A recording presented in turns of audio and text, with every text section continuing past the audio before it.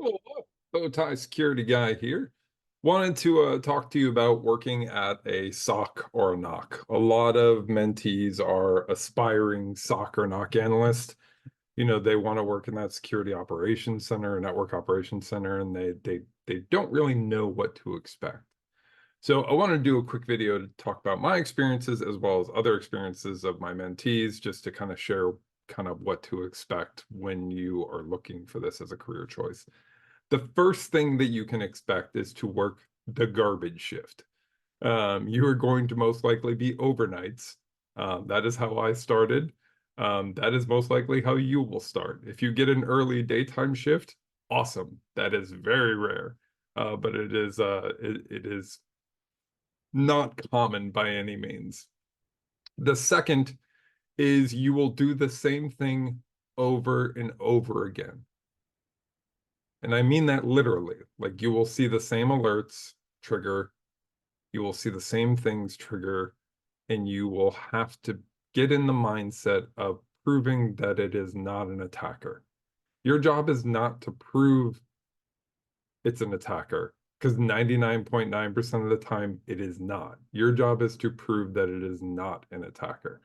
And make sure you like basically your job is to prove that it's a false positive, which is the best case scenario. But the hardest part of a sock and knock job is putting in the exact same diligency on every single alert, knowing that when you validate it, it's going to be a false positive.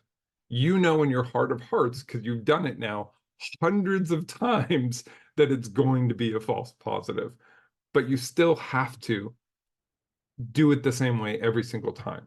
So Einstein said the definition of insanity is doing the same thing over and over again and expecting different results.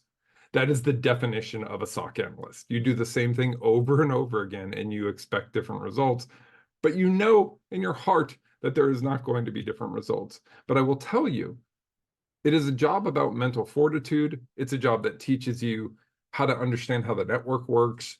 You know, it's a job that will give you insights on what an exploit looks like. Even if it's a false positive, you're still learning invaluable skills, because that one time you do validate and it is real, that is an exciting time. I think it took me 6 months, almost a year for my first positive.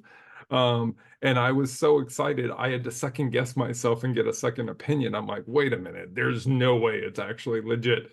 Can you double check my work? Make sure I did everything I was supposed to, make sure I followed the right chains, make sure that we're not hitting a firewall, make sure that the rules are being alerted properly. Look at the firewall again to make sure it's not blocking the traffic, even though it says that it allowed the traffic on the perimeter when it really didn't.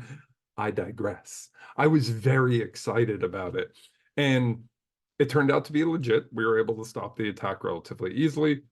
The attacker didn't really get into the network very much.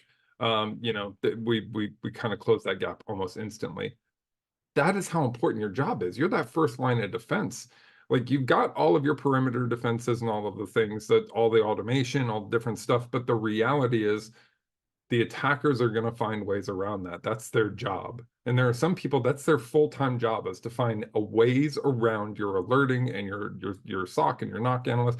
Their job is to be smarter than you are. And your job as a SOC and NOC analyst is to always be alert, to keep that fresh mindset, knowing that you're going to investigate and it's going to be a false positive, but know that your false positive validation is what your job is, to make sure that there isn't a threat. So if you're thinking about a career in SOC and NOC, just know it's very tedious work and can be very difficult and mind-numbing to continue to give that same, you know, delivery every single time. I can tell you there's situations where I've had other friends at their companies where a SOC analyst got an alert, assumed it was the same thing that they'd always assumed, marked it as a false positive because they validated it 100 times. They knew it was going to be a false positive, and it turned out it wasn't. It's very important, the role of a SOC and NOC analyst. And it's something that's really overlooked, I think, a lot of times, very much like compliance. Like people just look at compliance as a bad thing, but it is incredibly important to security and the foundational aspects of security. So yeah, if you're looking to become a SOC or an NOC analyst, that's a little bit about it. Just know that your hours are going to be terrible. You're going to do the same thing over and over again, and you know, it's going to be tedious and very much a challenge mentally to stay fresh and to continue to engage at the right level every single time. So good luck out there.